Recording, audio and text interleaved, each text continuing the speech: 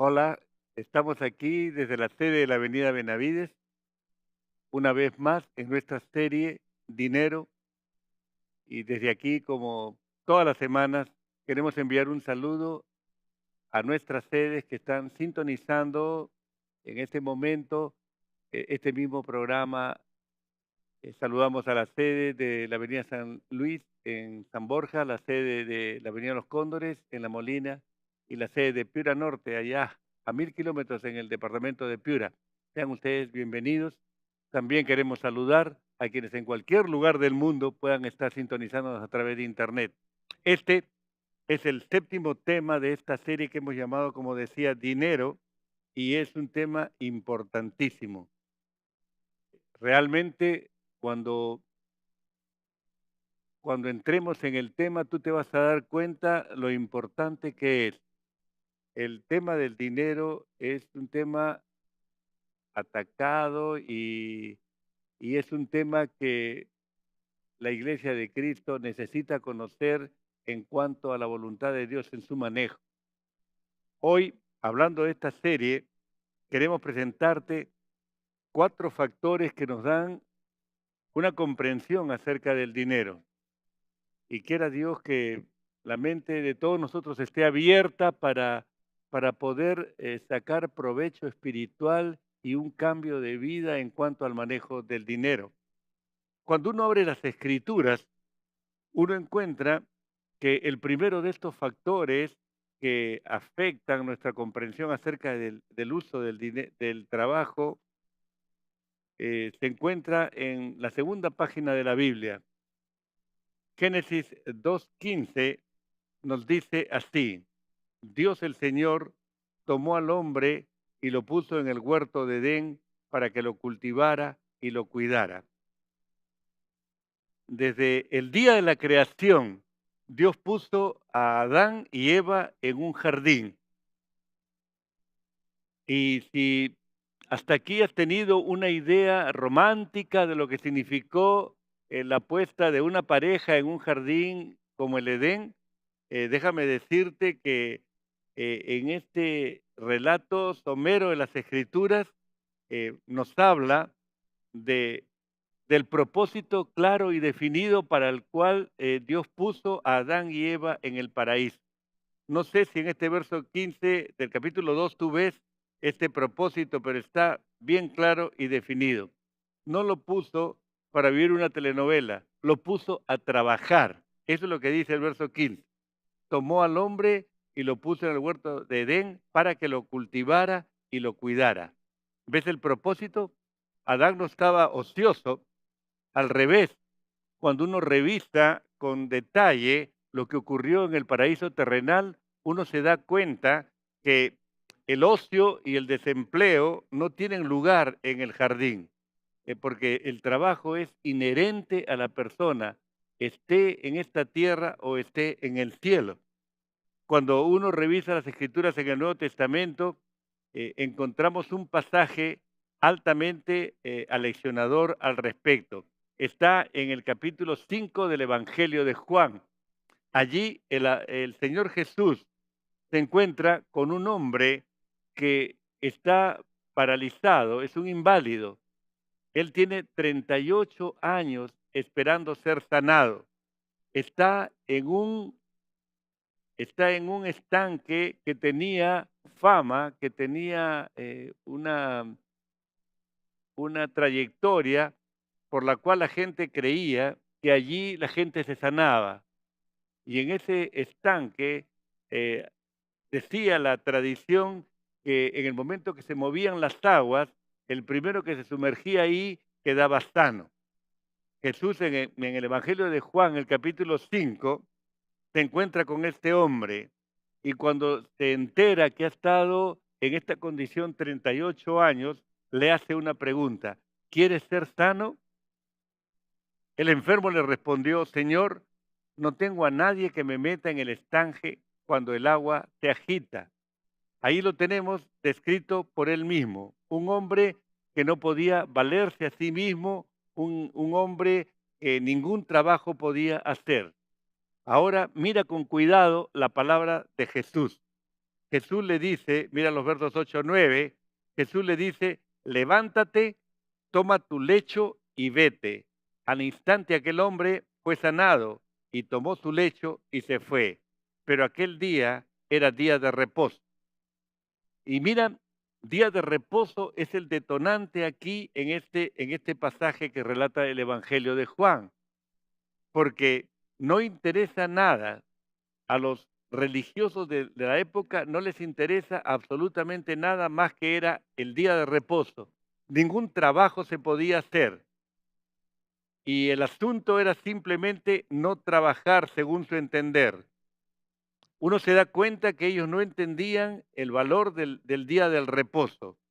Llegaron a hacer del hombre siervo del reglamento que ellos mismos habían editado según su entender.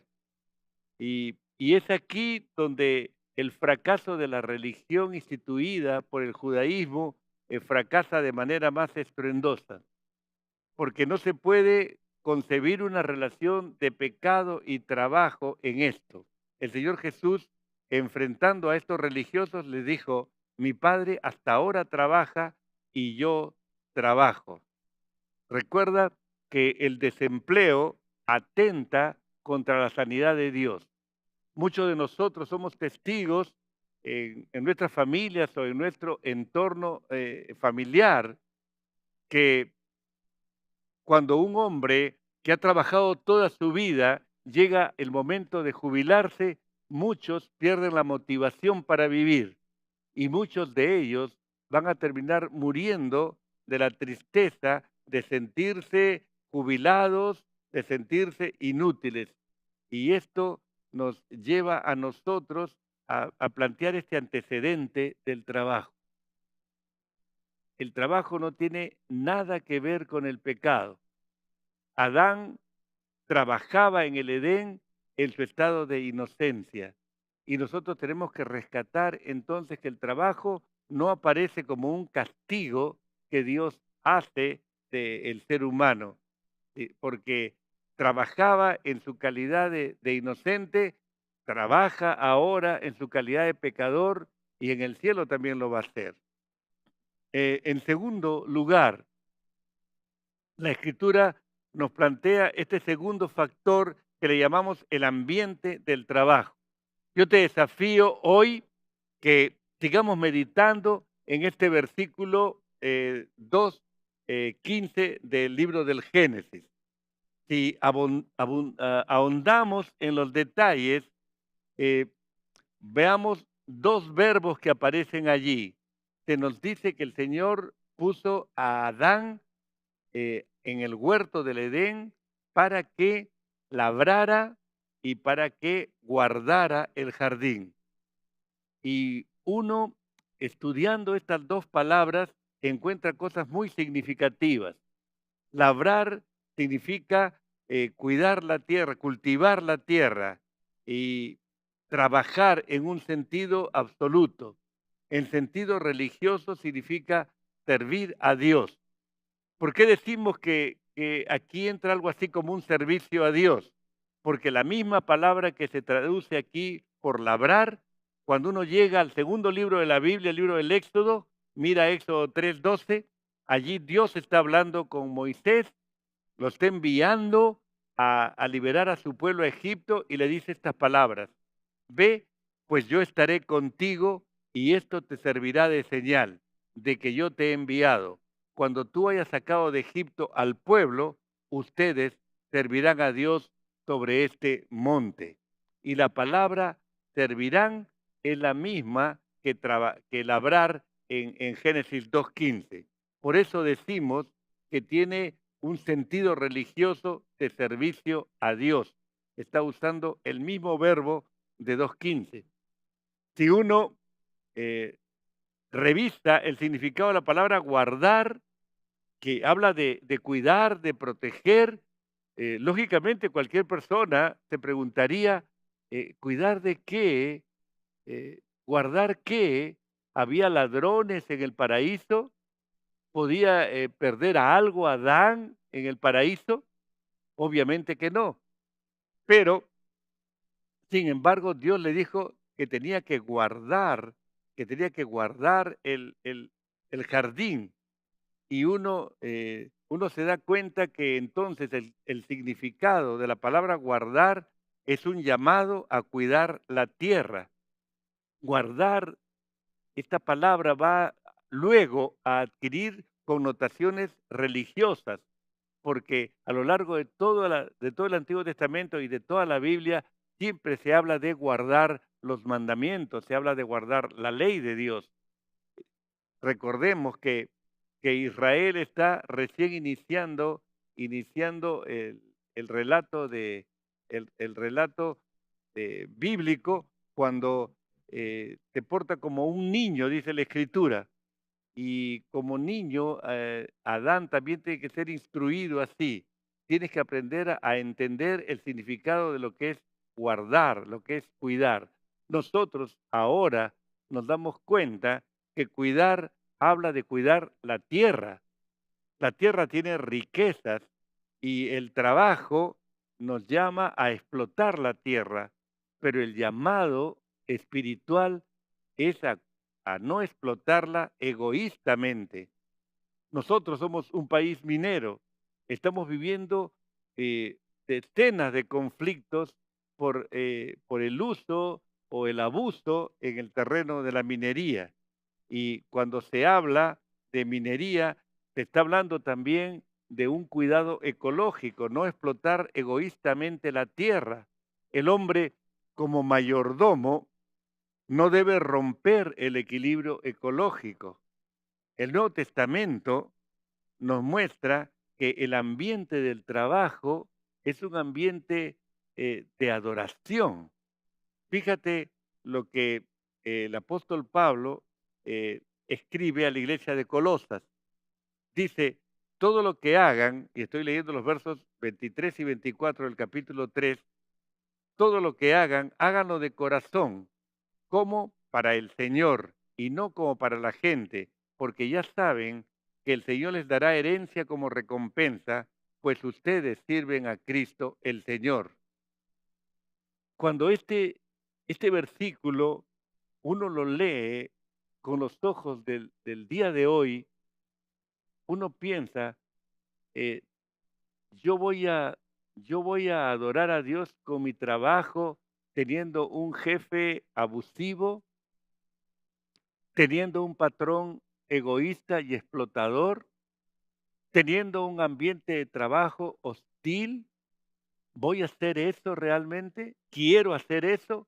La Biblia nos muestra que nuestro trabajo no es para los hombres, nuestro trabajo es para el Señor. Todo debe hacerse de corazón como para el Señor, dice la palabra. Y el Señor nos dará herencia como recompensa porque estamos sirviendo al Señor. Es una gran declaración. Tú sirves al Señor como un esclavo. En esta discusión que sostenía el Señor después de sanar a ese paralítico en Juan capítulo 5 que recién mencionamos, el Señor responde a estos religiosos, mi Padre hasta ahora trabaja y yo trabajo. Piensa por un instante en el cielo mismo. Sabemos poco del cielo, ¿verdad? Pero piensa en las perfecciones del cielo. En el cielo hay trabajo. El Señor está diciendo, mi Padre hasta ahora trabaja. En el cielo hay trabajo. En el cielo no la gente no es, los seres que habitan el cielo no están absolutamente inactivos. Y nosotros tenemos que entender a la luz también del Nuevo Testamento que el ambiente de nuestro trabajo tiene que ser mirado bajo la lupa de la adoración. Yo trabajo y cuando trabajo estoy adorando a Dios. Es una forma de adorar a Dios. Estoy en una cocina lavando platos, estoy adorando a Dios. Estoy capacitándome en el colegio, en la universidad, estoy adorando a Dios. Este trabajo intelectual puede ser una ofrenda de adoración a Dios. Esto cambia absolutamente el concepto, el factor que se llama ambiente de trabajo. ¿Te has preguntado en algún momento en qué piensas cuando vas a trabajar? ¿Te has puesto a pensar que la mañana del lunes puede ser un día en el cual una aventura nueva te haga vivir el Señor allí en tu trabajo, en medio de una hostilidad generalizada. El Nuevo Testamento nos está diciendo que el trabajo es un signo de adoración a Dios.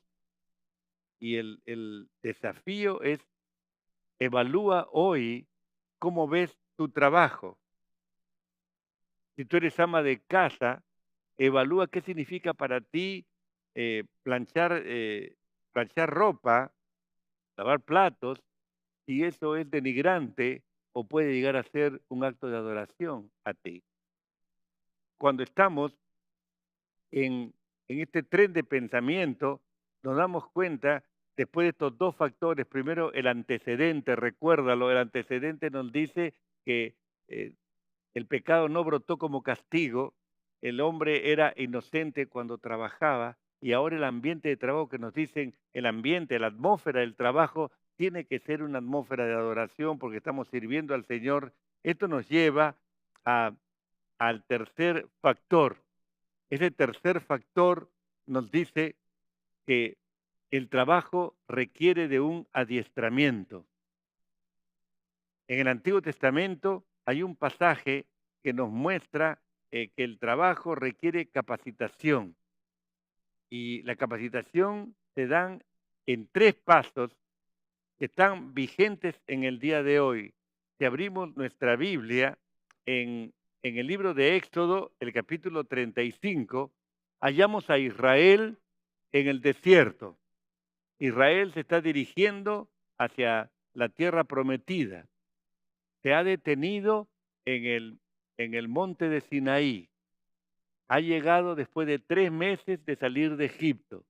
Allí a las faldas del Sinaí se detiene por espacio de un año. En ese año se fabricaron todos los implementos, todos los instrumentos y todo el montaje de aquella gran carpa que se llamó el tabernáculo, lugar de adoración de Israel. Y este pasaje nos va a mostrar que gente trabajó en hacer esos enseres, esos muebles, esos instrumentos. Esa gente que trabajó eh, recibió una capacitación en 3 pasos y podemos asegurar que esos 3 pasos siguen vigentes el día de hoy. En primer lugar, hay un Dios que designa, un Dios que designa. Éxodo 35:30, Dios dice, como pueden ver, el Señor ha designado a Bezalel, hijo de Uri, hijo de Hur, de la tribu de Judá. En el verso 34 va a sumar a otro personaje llamado Aholiab. Si tú te das cuenta, estas dos personas están perfectamente identificadas. Aparecen sus nombres, sus genealogías, ah, son identificados por la tribu a la cual pertenecen. Eran dos artesanos absolutamente conocidos. Y mientras viajaban por el desierto, todo el mundo sabía que estos hombres eran artesanos conocidos. Ahora, la escritura nos va a decir que estos hombres han recibido talentos, habilidades de ese Dios que los ha designado para hacer esta tarea. Y es lo primero que nosotros tenemos que meditar en cuanto al adiestramiento para el trabajo. Tú te preparas en una universidad, en un instituto pedagógico, un instituto tecnológico, porque quieres llegar a ser un técnico, un profesional. Este, en este lugar o en este tiempo, tú eres preparado, tú estás siendo llamado por el Señor para prepararte. Allí vas a recibir talentos, habilidades que pueden ser desarrolladas solamente porque Dios te da la capacidad, porque Él te ha designado para que llegues a ser este tipo de técnico, este tipo de profesional, este tipo de especialista. Dios sigue designando. Pero, en segundo lugar, Éxodo 35 nos dice que Dios, después de designar, Dios dota. Dios nos da dones o talentos. Mira lo que dicen los versos 31 al 33. Allí dice que Dios había llenado del espíritu de él, del espíritu de Dios, y le ha dado sabiduría, inteligencia, ciencia y dotes artísticas para crear diseños y para trabajar en oro, plata y bronce, en el tallado y engaste de piedras preciosas y en todo trabajo ingenioso de madera, a este Bezalel. Así menciona la Escritura. Y la palabra de Dios nos está mostrando que Dios está obrando sobrenaturalmente, llenándonos con su espíritu para una diversidad de tareas. En el momento oportuno tienes que pensar en qué significa esto en el día de hoy. El tercer paso nos dice que Dios no solamente designa y Dios dota, sino en tercer lugar Dios disciplina. Claro que cuando hablamos de disciplina, nosotros podemos pensar, la disciplina es castigo, y allí nos equivocamos, porque en la Biblia el concepto de disciplina es enseñanza, es instrucción, es educación. El verso 34 de Éxodo 35 nos dice allí, además a él, o sea, a Bezalel y a Oliab, les ha dado la capacidad de enseñar a otros. Decía que normalmente la disciplina se asocia al castigo, pero en la Biblia significa adiestramiento, significa enseñanza. Y seguramente tú estás en un punto en el cual ya has sido adiestrado para hacer el trabajo que tú haces. Y quizás Dios te está llamando y tú puedes ser un ingeniero, un médico, un ama de casa, un estudiante, pero Dios te puede estar llamando para que hagas un trabajo. Hace unos años en, en Colombia conocí a una pareja de maestros que tenían un clarísimo llamado a Marruecos y ellos querían ir a servir al Señor en Marruecos. Pero como tú sabes, en el Medio Oriente hay dificultades de libertad para predicar el Evangelio. Sin embargo, ellos siguieron y siguieron insistiendo que Dios les estaba llamando a, a Marruecos. Después de varios años de preparación, un grupo de iglesias de Latinoamérica los enviaron a Marruecos. Un día, un día los expulsaron del país y ellos tuvieron que volver a su país de origen, Colombia, después de 5 años. Cualquiera diría, bueno, ellos ya se desanimaron y ya no quieren saber nada con esto después de un fracaso tan grave. Pero no, ellos seguían pensando en marroquíes. En estos momentos, esta pareja se dirige a España, a una colonia donde los marroquíes están en un sentido integrando. ¿Han cambiado las cosas? Sí, han cambiado las cosas, pero el llamado está allí. Es, son hombre y mujer y ahora con sus hijos que recibieron este adiestramiento, esta capacitación donde Dios los designa por nombre, donde Dios les da dones a ellos y donde Dios los adiestra, los disciplina para que hagan ese trabajo. El año pasado hicimos contacto en el sur de España con un ministerio que se dirige a, a mujeres de diversas partes del mundo que con engaños son llevados a España y allí son explotadas de una manera increíble. Les quitan sus documentos y al dejarlas indocumentadas, estas mujeres no pueden salir a ningún lugar y entonces son explotadas de la manera más aberrante. Y ahí me dijeron, pastor, si en Perú hay trabajadoras sociales que tengan experiencia y que quieran venir a la obra misionera, serán bienvenidas aquí en España. Así que Dios te puede estar llamando a ti, hermano. Dios quizás te está llamando, como dice la Escritura, por nombre, y tú sientes que Dios te está llamando, pues sigue los 3 pasos, confirma esa designación de Dios, confirma el hecho que tienes dones para trabajar en este campo específico de mujeres abusadas. Y en tercer lugar, adiéstrate, porque tú necesitas ese adiestramiento para hacer un trabajo efectivo para el Señor. Entonces, este, este trabajo y este factor aparece allí en tercer lugar. Por último, en cuarto lugar, aparece el cuarto factor. Yo le llamo el ajuste del trabajo.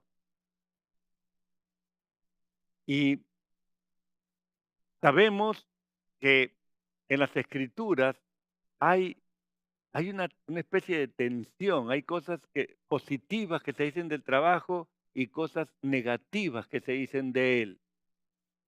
Por ejemplo, hemos estado hablando de un ambiente de adoración en el trabajo. No importa lo que pase afuera, tú lo puedes tomar como un ambiente de adoración. Pero hay pasajes en las escrituras donde se nos muestra el, el lado feo del trabajo cuando personas explotadoras denigran a la persona y entonces el trabajo aparece como un pretexto para una explotación. Pero nosotros que vivimos en el siglo XXI, necesitamos hacer ajustes para quedar centrados en la voluntad de Dios. Por eso este factor es importante que tú lo captes y es importante que tú tomes decisiones al respecto. Aquí, cuando hablamos de ajustes, hablamos de 3 cosas a evitar. En primer lugar, hay que evitar el ocio, o sea, la holgazanería, la pereza. El libro de Proverbios, y yo te voy a leer el capítulo 24 de Proverbios. El libro de Proverbios nos muestra, lo que la Escritura quiere decir en cuanto a la pereza. Déjame leerte estos versos. Proverbios 24:30 dice de manera de testimonio. El proverbista dice: pasé junto al campo del perezoso, junto a la viña del falto de entendimiento, y vi espinos por todas partes. Las ortigas cubrían toda la superficie, y la cerca de piedras estaba por los suelos. Miré esto y lo guardé en mi memoria. Lo vi y aprendí una lección. Un poco de dormir, un poco de soñar, un poco de cruzarse de brazos para descansar. Así vendrá tu necesidad y tu pobreza, como un vago, como un mercenario. Este es un retrato de alguien que pasa y tiene ocasión de ver la vida de una persona perezosa, que ve cómo se le derrumba la vida, ve cómo lo poco o lo mucho que recibió de sus padres o que tiene en ese momento se va denigrando, se va derrumbando, se va desmoronando. Y sin embargo, él es indolente, él tiene mente ociosa. Uno leyendo estos 6, 7 versículos se da cuenta que esto no necesita comentarios, ¿verdad? Es una permanente amenaza la ociosidad, la pereza. Es curioso porque el perezoso eh, cree que su cama es mejor que enfrentar la vida, se aprovecha de los demás. El humor para no trabajar es cínico. Déjame mostrarte un ejemplo del mismo libro de Proverbios, en el capítulo 22, el verso 13, el perezoso arguye, dice: hay un león en la calle, si salgo seré hombre muerto. por supuesto que no hay un león físico en la calle. Lo que está mencionando el el perezoso es una buena excusa para no hacer nada y seguir con el control remoto de su televisor. En una palabra, está buscando pretextos para no hacer nada, porque ha llegado a esa condición de pereza. Y uno tiene que preguntarse cada día, si está sin trabajo, cada día, al acostarte, el momento que pones la cabeza sobre la almohada, que tú puedas preguntarte de corazón, hoy hice el mejor esfuerzo por producir algo, que tú puedas realmente evaluarte a ti mismo, sin testigos. Hoy, ¿realmente produje algo o me estoy acostumbrando a simplemente aprovecharme de cualquier situación que se presente en mi vida para poder pasarla bien sin necesidad de trabajar? Hay que evitar el ocio. La segunda cosa que tenemos que evitar es el exceso de trabajo. Está en el otro extremo, ¿verdad? Por un lado, evitar la pereza, evitar la holgazanería y por otro lado, evitar el convertirnos lo que hoy día los sociólogos llaman trabajólicos, ¿verdad? Cuando uno revisa las escrituras, uno encuentra que lo que Dios quiere es una vida equilibrada, una vida en la cual no nos orientemos hacia la pereza irresponsable, pero tampoco nos consagremos, lo pongo entre comillas, a un trabajo que nos convierte a la larga en padres ausentes, en madres ausentes, dejando a nuestros hijos a merced de las circunstancias y de todos los males de la sociedad. Es interesante que en el Evangelio de Marcos, por ejemplo, porque los 4 evangelios hablan de la multiplicación de los panes y los peces, ¿te acuerdas? Eh, en Marcos 6, eh, te quiero leer el versículo 30. La Escritura presenta, en el Evangelio de Marcos, presenta este, esta, esta porción. La Escritura dice en Marcos 6:30, verso 31, perdón, 30 y 31, dice, los apóstoles se reunieron con Jesús y le contaron todo lo que habían hecho y enseñado. Si tú lees antes para orientarte en el contexto, vas a encontrar que Jesús los había mandado de misión, los había mandado en parejas a proclamar a proclamar el reino. Y ellos fueron cumpliendo escrupulosamente las indicaciones de Jesús y vieron maravillas y vinieron asombrados de cómo aún los demonios se sujetaban a ellos y, y Jesús les escucha con atención.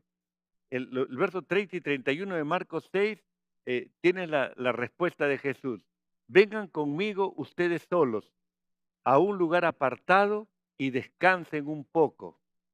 Y es que tanta gente iba y venía que ellos no tenían tiempo ni para comer.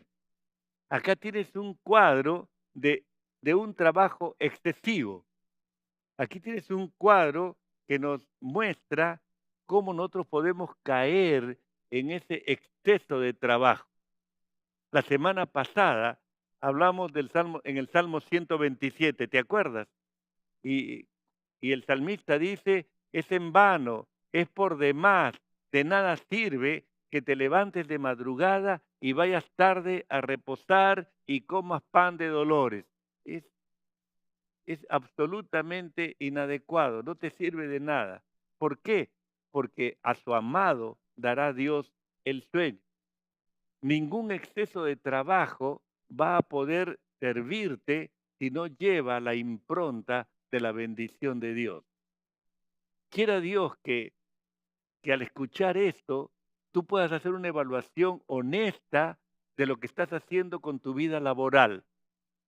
Quiera Dios que al leer este exceso de trabajo que tenían los discípulos, tú pienses con sosiego, pero también con severidad hacia ti mismo, si no estás cayendo en esta adicción al trabajo. La adicción al trabajo es causa de muchos males familiares. La adicción al trabajo hace que nosotros nos convirtamos en padres ausentes y casi siempre nos convertimos en padres que lloran tragedias. Y lloran tragedias cuando ya no hay nada más que hacer. Los hijos están perdidos, ya se estrellaron contra las maldades de la vida y entonces ya no hay más que hacer porque, porque ha llegado el tiempo de la cosecha. Es importante que nosotros entendamos que lo que Dios quiere es un equilibrio. Es notable ese Salmo 127 que la semana pasada tocamos de manera panorámica, cuando el Señor dice que es en vano, es por gusto, de nada sirve levantarse de madrugada y trabajar tantas largas horas, porque a su amado dará Dios el sueño. Y lo puedes interpretar de modo hiperbólico. ¿Qué cosa significa que a su amado dará Dios el sueño? Unos dicen, es que cuando uno tiene un equilibrio de verdad, el sueño de su vida Dios se lo da y lo convierte en realidad. Dios le da el sueño.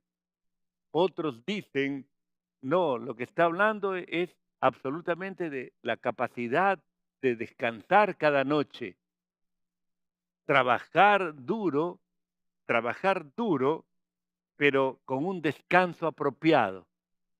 Y esa es la propuesta bíblica. No que hagas un trabajo liviano, no un trabajo y superficial, sino que hagas un trabajo duro, pero con ese descanso que necesitas para que tus fuerzas sean repuestas para el día siguiente. En tercer lugar, y en último lugar, el ajuste tiene que ver con evitar algo que es como un cáncer en el terreno laboral. Y no podemos dejar de mencionarlo. Es el asistencialismo. Este es el enemigo contemporáneo del trabajo. Tomemos un ejemplo que va a ser esclarecedor. Apareció en un artículo periodístico esta semana en un diario de circulación nacional, refiriéndose a una nación cercana, mostraba cifras que uno las miraba y las comparaba y uno quedaba realmente asombrado. Déjame mostrarte solamente 4 parejas de cifras. Por ejemplo, decía lo que era antes y lo que es ahora en esa nación. Decía, por ejemplo, antes había 14.000 industrias en este país. Ahora hay solo 9.000. Antes había unos 800.000 trabajadores que trabajaban en esas industrias. Hoy no alcanzan los 600.000. O sea, ambos se van de bajada. Sin embargo, la empresa estatal más poderosa de este país tenía 32.000 empleados antes. Ahora tiene 103.000, casi 4 veces más. Es decir, en la industria formal ha decaído el número de empleados formales, pero en la industria estatal ha crecido 4 veces más. Eso se llama burocracia. Y sin embargo, la producción de ese ente estatal ha caído de 3.200.000 a 2.600.000. O sea, 4 veces más empleados producen menos de lo que producían antes la cuarta parte de empleados. ¿Qué cosa está pasando allí? Esto no es un mensaje político.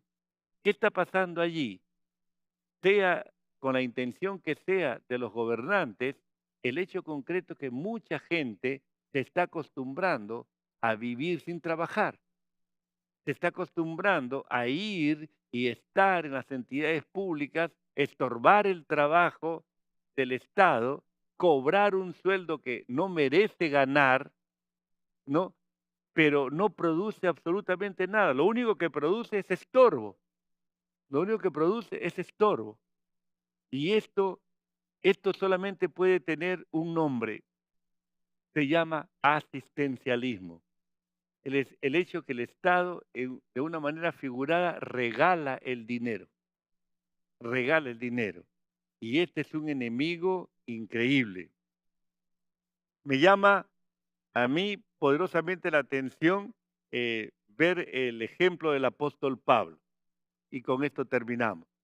En 2 Tesalonicenses, el capítulo 3, los versos 7 y 8, nos dice Pablo, porque nosotros no vivimos entre ustedes de manera desordenada, ni comimos pan de nadie sin pagarlo, sino que de día y noche trabajamos muy duro y sin descanso para no ser carga a ninguno de ustedes. ¿Has escuchado? No comimos pan de nadie sin pagarlo. No aceptamos asistencialismo. ¿Sabes por qué? Porque ¿hacia dónde marcha un país así? Si vive de lo que extrae de la tierra, tarde o temprano la tierra se agota. ¿Y después qué va a hacer? Si pasan 10, 20 años y yo me he acostumbrado a vivir de las arcas del Estado sin trabajar en esos 20 años, yo no solo me he hecho viejo, he visto crecer a mis hijos. Y mis hijos me han visto vivir una vida laboral ausente. Entonces mis hijos se acostumbran a que se puede vivir sin trabajar. Estoy hundiendo a mi familia y en conjunto se está hundiendo la nación. Son peligros que nosotros tenemos que verlos porque es precioso, revisando estos 4 factores, hacer los ajustes necesarios al trabajo para entender que, en primer lugar, el trabajo no fue un castigo. El hombre inocente trabaja y esto es importantísimo que lo mencionemos y lo recalquemos. Pero en segundo lugar, el ambiente del trabajo es un ambiente de adoración. Recuerda que cuando estemos en el cielo también vamos a trabajar. Entonces tenemos los dos extremos. Antes que el hombre pecara, trabajaba Adán. En el cielo, cuando lleguemos al cielo, no vamos a estar ociosos, vamos a estar trabajando también. Un trabajo absolutamente distinto, pero es un trabajo siempre en un sentido y en una atmósfera, en un ambiente de adoración. Lo tercero es práctico, donde el adiestramiento para el trabajo es una necesidad. Pero recuerda que cómo uno se adiestra para el trabajo tomando conciencia de que Dios te llama, Dios te designa.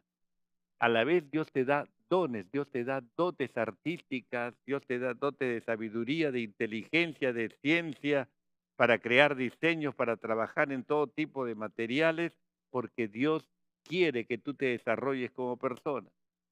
Y por último, Dios te disciplina en el sentido de que Él produce esta posibilidad de que tú aprendas de alguien. Dios te enseña. Si tú tienes en cuenta ese tercer factor, entonces podrás hacer los ajustes necesarios, evitando el ocio, evitando el exceso de trabajo y evitando asistencialismo. Quiera Dios que hoy tú puedas hacer una valoración eficaz de tu trabajo. Vamos a orar.